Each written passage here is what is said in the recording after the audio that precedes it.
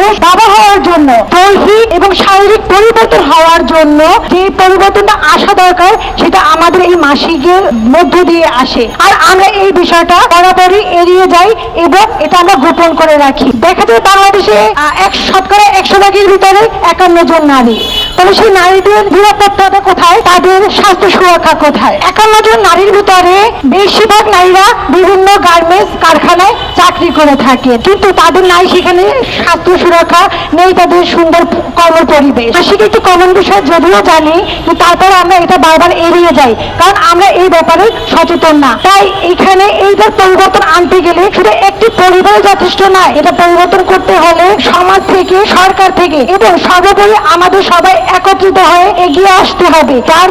যার মধ্য দিয়ে আমরা এই যে মাসিক দিবস প্রতি বছরের ন্যায় আমরা পালন করতে পারি, শ্রমিকদেরকে সচেতন করে তাদের স্বাস্থ্য সেবায় এগিয়ে আসতে পারি।